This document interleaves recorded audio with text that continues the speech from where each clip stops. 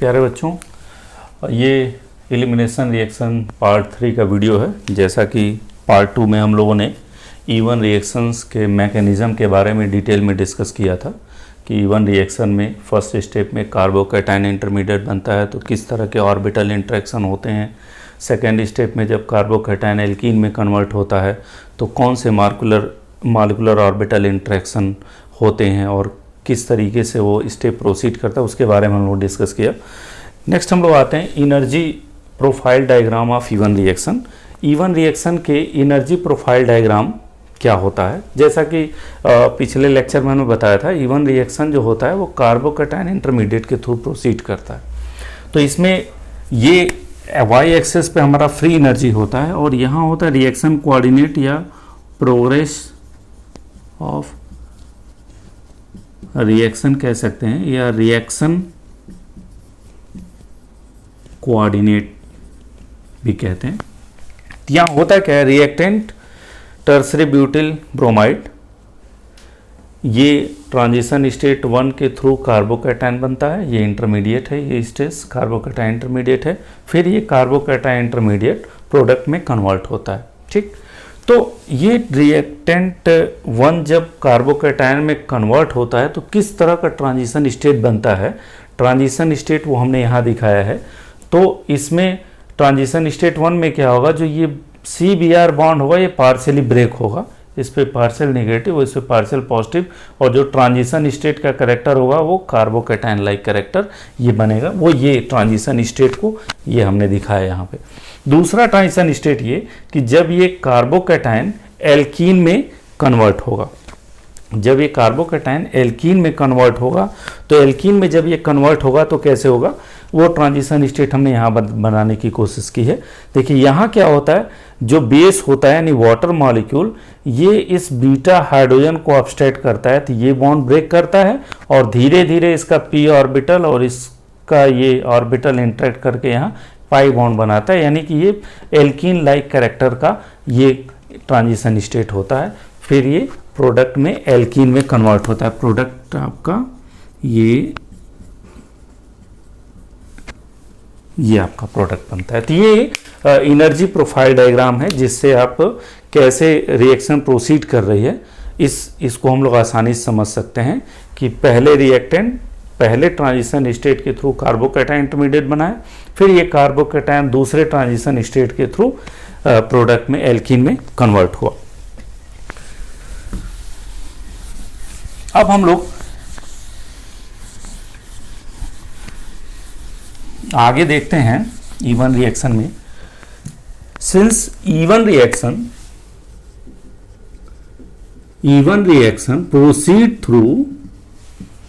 proceed through carbocation intermediate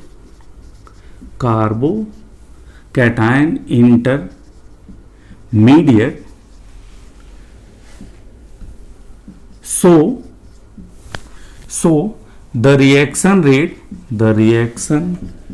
rate also depends on the stability of carbocation. इसका मतलब ये हुआ कि जो E1 रेट होगा, E1 रिएक्शन रेट जो होगा ये डायरेक्टली प्रोपोर्शनल होगा stability of carbocation which form in rate determining step, जो कि रेट डिटरमाइनिंग स्टेप में फॉर्म हो रहा है उसके डायरेक्टली प्रोपोर्शनल होगा। इसका मतलब ये कि दो substrate which have tendency to give a stable carbocation undergoes E1 reaction. इसका मतलब इसका मतलब हुआ दो सबस्ट्रेट या रिएक्टेंट, हम सिर्फ एल्किल हैलाइड की बात नहीं कर रहे हैं और भी बात कर रहे हैं, those reactants which have tendency to give a stable carbocation by removal of leaving group preferentially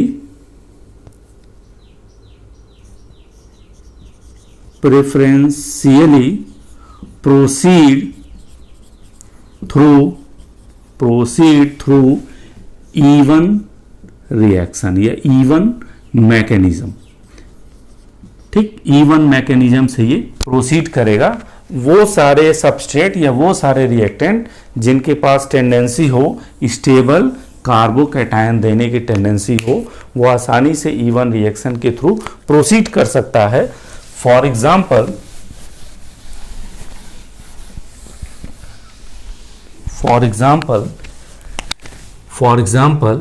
पहला substrate 3 degree alkyl halide. 3 degree alkyl halide की बात करें, ये इजीली जाएगा इवन रिएक्शन के थ्रू। क्यों? क्योंकि ये स्टेबल 3 डिग्री कार्बोकैटायन बना रहा है, जिसका हमने एग्जांपल मैकेनिज्म, इवन मैकेनिज्म में हमने डिस्कस किया। 3 डिग्री कार्बोकैटायन बनने की वजह से ये इवन रिएक्शन के थ्रू जाएगा, इवन रिएक्शन के थ्रू जाएगा। इसी तरह से और भी एग्जांपल्स हैं। दूसरा एरिल हैलाइड्स की बात करें, या एरिल शब्द नहीं सही है, benzyl halides having beta hydrogen. ये भी जरूरी है कि बीटा हाइड्रोजन होना चाहिए ताकि एलिमिनेशन रिएक्शन हो सके, जैसे PH CH Br CH3। अगर हम इसकी बात करें तो ये भी इवन रिएक्शन से ही जाएगा। क्यों इवन रिएक्शन से जाएगा? Because it forms stable 2 degree aryl carbocation, और 2 डिग्री एरिल कार्बोकैटायन स्टेबल बना रहा है, इसलिए ये इवन रिएक्शन से प्रोसीड करेगा। यहां से बीटा हाइड्रोजन निकल जाएगा, यहां डबल बॉन्ड जनरेट होगी। सिमिलरली इसी तरह से एलिल हैलाइड्स भी इवन के थ्रू प्रोसीड कर सकते हैं, जैसे CH2 double bond CH Br CH3। तो अगर हम इवन रिएक्शन के थ्रू इसको प्रोसीड कराएं, वाटर से रिएक्शन कराएं या मिथेनॉल से रिएक्शन कराएं, किसी से भी रिएक्शन करा सकते हैं, तो यहां पे Br निकलेगा, तो यहां 2 डिग्री एरिल कार्बोकैटायन बनेगा, 2 डिग्री एरिल कार्बोकैटायन बनेगा, जो कि स्टेबल है, और ये फिर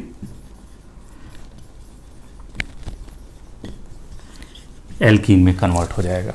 तो ये तीसरी category allyl halides also undergoes even reaction because they also have tendency to form stable 2 degree aryl carbocation. और भी कैटेगरी इसमें आती है।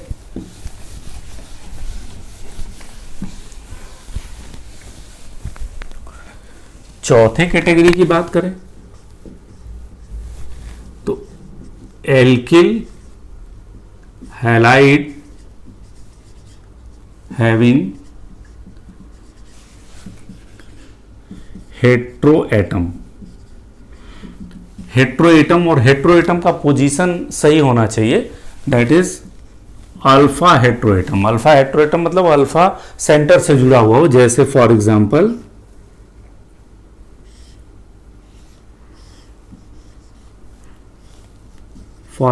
This one. इस अल्फा कार्बन से जुड़ा हुआ हेट्रोएटम है, ये ऑक्सीजन हेट्रोएटम। ठीक, तो यहां जब Br इवन रिएक्शन के थ्रू जाएगा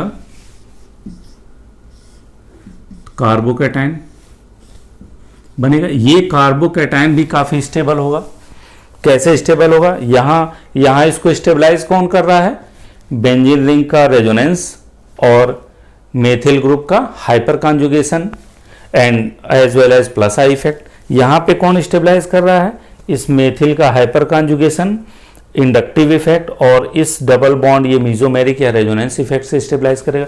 सिमिलरली यहाँ भी ये स्टेबलाइज होगा और इसको स्टेबलाइज कौन करेगा, जानते हैं आप, कार्बोकैटायन का मतलब वैकेंट पी ऑर्बिटल और ऑक्सीजन के पास भरा हुआ पी ऑर्बिटल, तो ये इसको दे के इसको हम लोग कहते हैं पी पाई बॉन्डिंग। तो ये इसको दे के स्टेबलाइज करेगा।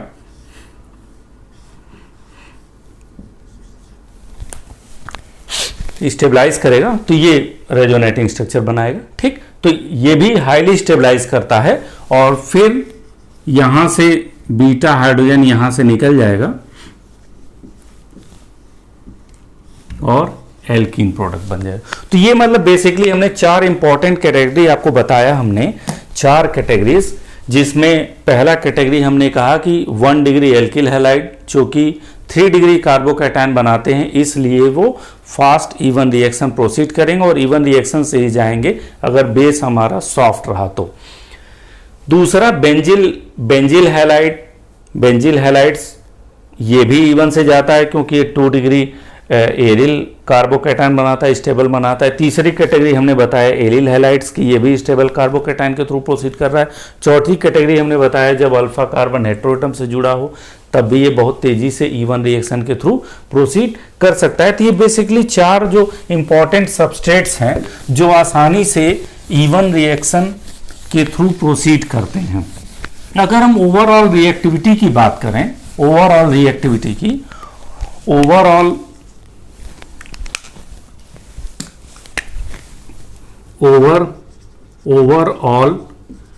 Reactivity of alkyl halide with respect to even reaction are as follows,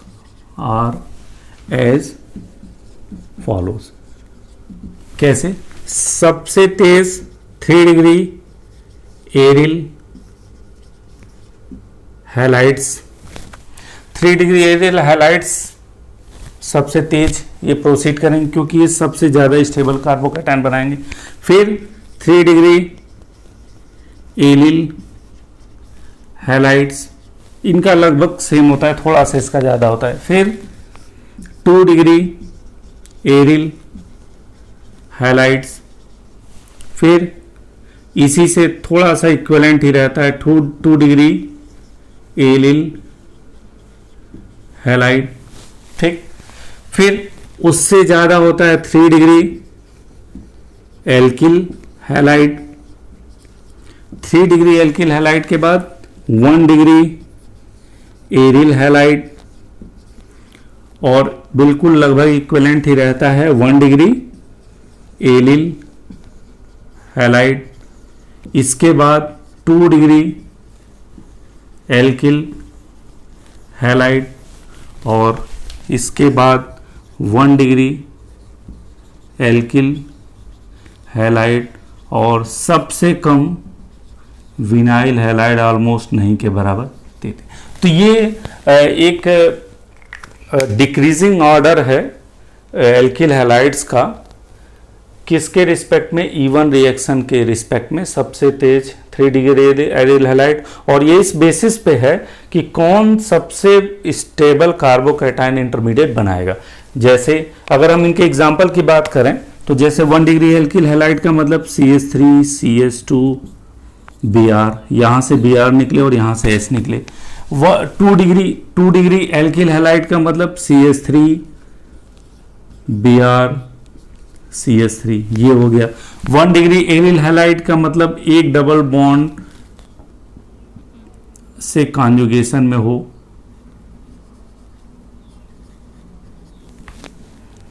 ये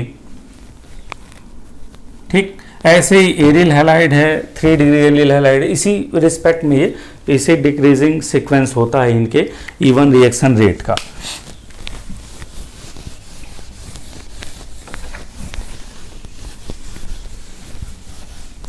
नेक्स्ट पॉइंट ये है, चूंकि इवन रिएक्शन कार्बोकैटायन इंटरमीडिएट के थ्रू प्रोसीड कर रहा है, तो हम बहुत अच्छी तरीके से जानते हैं कि जब भी कोई रिएक्शंस कार्बोकैटायन इंटरमीडिएट बनाता है तो उस रिएक्शन में एक रीअरेंजमेंट की पॉसिबिलिटी होती है।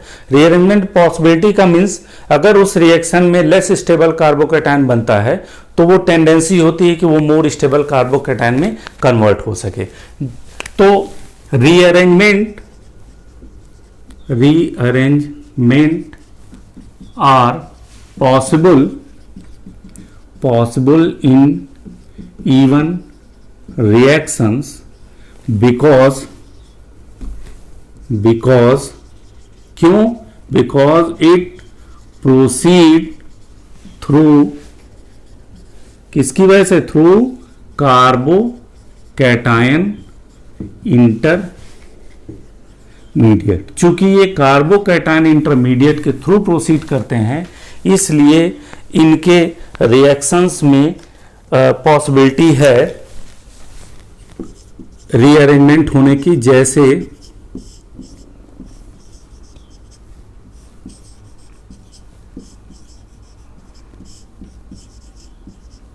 जैसे हम इसकी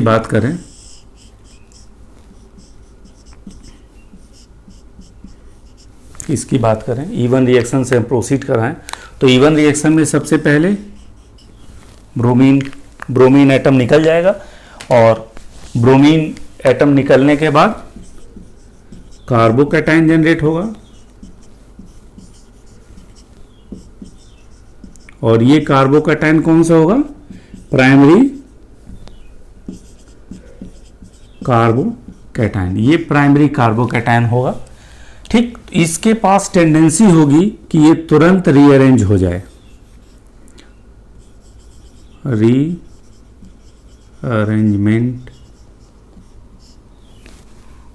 रीअरेंजमेंट कैसे होगा? मेथिल ग्रुप इस पे माइग्रेट होके चला जाएगा, और जब उस पे माइग्रेट होगा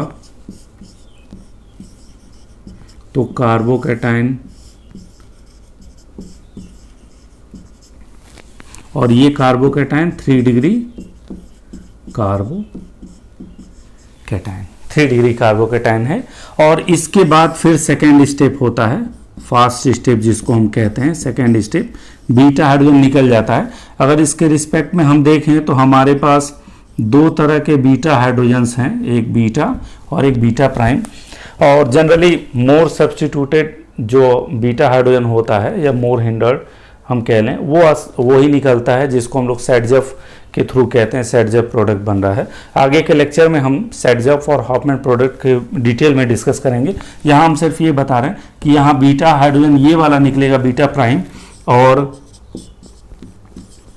हमारा ये एल्कीन, यही एल्कीन मेजर बनेगा, मेजर एल्कीन बनेगा।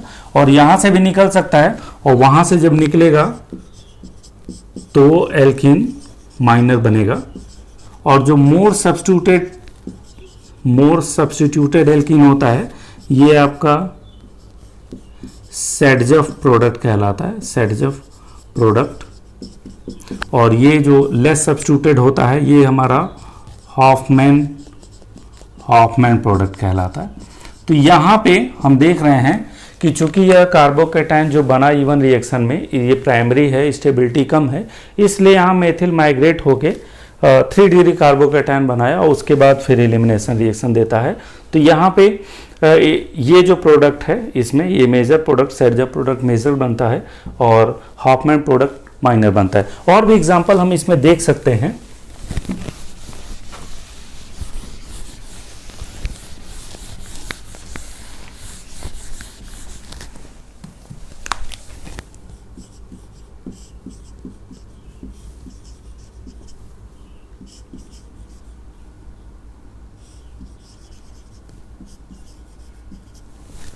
जैसे हम इसकी बात करें, इस रिएक्शन की, और हम इसको इवन रिएक्शन से प्रोसीड कराएं, इवन रिएक्शन से, तो इवन रिएक्शन से होगा क्या?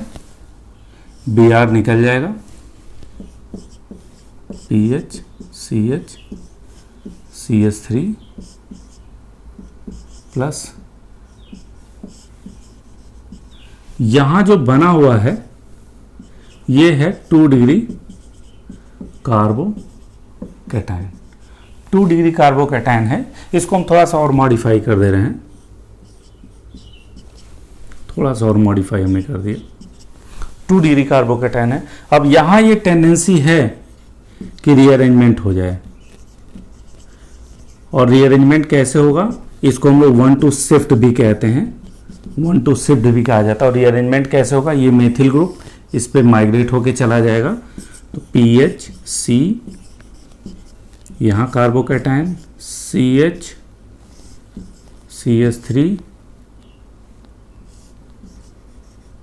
CH3 कार्बोकैटायन यहाँ आ गया। अब ये क्या है, ये 3 डिग्री एरिल कार्बोकैटायन हो गया, इसकी स्टेबिलिटी ज्यादा होगी, एरिल कार्बोकैटायन। ये रिएक्शन अगर यहीं से प्रोसीड कर जाता, ये अल्फा और ये बीटा हाइड्रोजन यहां से निकल जाता, तो ये प्रोडक्ट बनता है, लेकिन ये प्रोडक्ट बहुत कम बनता है। ये प्रोडक्ट नॉर्मल प्रोडक्ट है, ये नॉर्मल प्रोडक्ट है और ये बहुत कम बनता है, ये माइनर बनता है, ठीक। और जब रीअरेंज होके वो मोर स्टेबल कार्बोकैटायन में कन्वर्ट हो जाता है, तब यहां से मेजर प्रोडक्ट बनता है। और देखिए यहाँ पे अगर ये अल्फा मान लें तो ये बीटा और ये बीटा प्राइम, यहाँ भी 2 तरह के बीटा हाइड्रोजन है, लेकिन मोर सब्स्टिट्यूटेड एल्कीन बनेगा सेडजेप प्रोडक्ट। तो हम बीटा हाइड्रोजन को यहाँ से निकाल रहे हैं, PH CH3 double bond C CH3 यानी मोर सब्स्टिट्यूटेड एल्कीन बनेगा, और यही आपका मेजर प्रोडक्ट होगा, ठीक। और भी रिएक्शंस इसमें, रीअरेंजमेंट रिएक्शंस में और हैं जिनको हम लोग देख सकते हैं। जैसे 1-2 एग्जांपल हम और दे रहे हैं।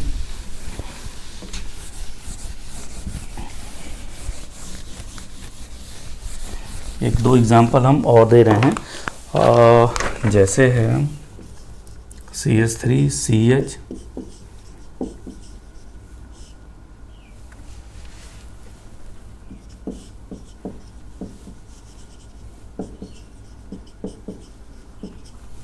जैसे इस रिएक्शन की हम बात करें, हम मिथेनॉल से रिएक्ट करा रहे हैं, ये भी E1 रिएक्शन के थ्रू ही प्रोसीड करेगा। तो सबसे पहले स्टेप में हम Br को निकाल दें। तो जब हम Br को निकालेंगे तो यहाँ जो कार्बोकैटायन जनरेट होगा, ये कार्बोकैटायन होगा 2 degree alkyl carbocation, 2 degree alkyl carbocation होगा। और इसी कार्बोकैटायन में रीअरेंजमेंट हो जाएगा। रीअरेंजमेंट जो ये हाइड्रोजन है वो यहां चला जाएगा,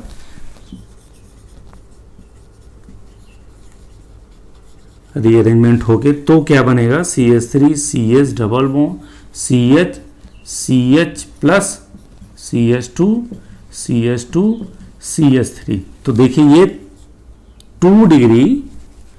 2 डिग्री एलिल हैलाइड हो गया।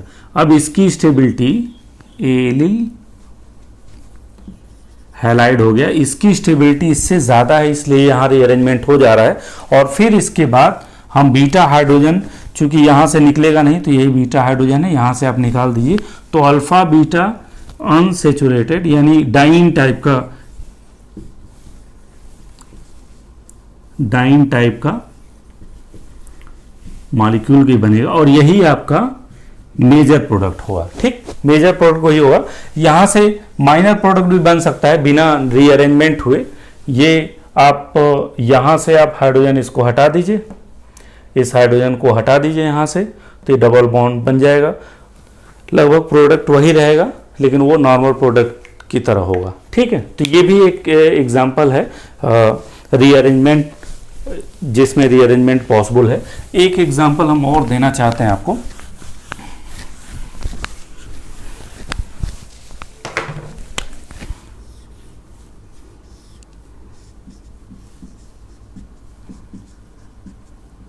सपोज करिए है, इस एग्जांपल की बात करें तो यहां पे E1 से प्रोसीड करेगा। सपोज करिए हमने मिथेनॉल में कराया, तो पहले Cl निकल जाएगा, और Cl निकलने के बाद कार्बोकैटायन बना, ठीक। और ये कार्बोकैटायन तुरंत रीअरेंज हो जाएगा। रीअरेंजमेंट इसलिए होगा क्योंकि ये रिंग स्ट्रेन है और ये इस पे 1 2 शिफ्ट हो जाएगा, जिसकी वजह से 5 मेंबर रिंग जब ये इस पे शिफ्ट होगा तो कार्बोकैटायन यहाँ जनरेट हो जाएगा और इस कार्बन पे 2 मेथिल ग्रुप, ठीक। और कभी कभी एक ही रीअरेंजमेंट नहीं होता है, 2 तब तक वो कार्बोकैटायन रीअरेंज करेगा जब तक कि स्टेबल वो कन्वर्ट ना हो जाए। तो यहां पे रिंग एक्सपेंशन हुआ, रिंग एक्सपेंशन हुआ, फिर यहां अभी भी ये स्टेबल नहीं है, फिर ये इधर आ जाएगा, ये 2 डिग्री है, 2 डिग्री कार्बोकैटायन है, और ये फिर मेथिल माइग्रेट करेगा और मेथिल माइग्रेट करने के बाद क्या होगा, जब मेथिल माइग्रेट कर जाएगा तो कार्बोकैटायन यहाँ जनरेट होगा। अब ये 3 डिग्री कार्बोकैटायन, अब ये स्टेबल कार्बोकैटायन, ठीक। अब ये चूंकि ये अल्फा कार्बन है और ये बीटा, और ये बीटा प्राइम, और ये एक बीटा डबल प्राइम, तो यहाँ पे देखिए 3 तरह के बीटा हाइड्रोजन हैं, लेकिन यहाँ से हाइड्रोजन निकलेगा, क्योंकि यहाँ से निकलेगा तभी सेट जब प्रोडक्ट बनेगा और मोर सब्स्टिट्यूटेड एल्कीन तभी बनेगा यहाँ से निकल के, तो ये आपका प्रोडक्ट बना। तो ये इवन रिएक्शन में हमने इसलिए एग्जांपल दिया कि ये मत सोचिए कि केवल एक ही रीअरेंजमेंट की पॉसिबिलिटी है। वो कार्बोकैटायन तब तक रीअरेंज करेगा जब तक कि स्टेबल कार्बोकैटायन में न कन्वर्ट हो जाए, और जब वो स्टेबल कार्बोकैटायन में कन्वर्ट हो जाएगा उसके बाद बीटा हाइड्रोजन का एलिमिनेशन होगा, ठीक। नेक्स्ट लेक्चर में हम लोग आगे का देखेंगे इवन रिएक्शंस के और कैरेक्टरिस्टिक्स के बारे में।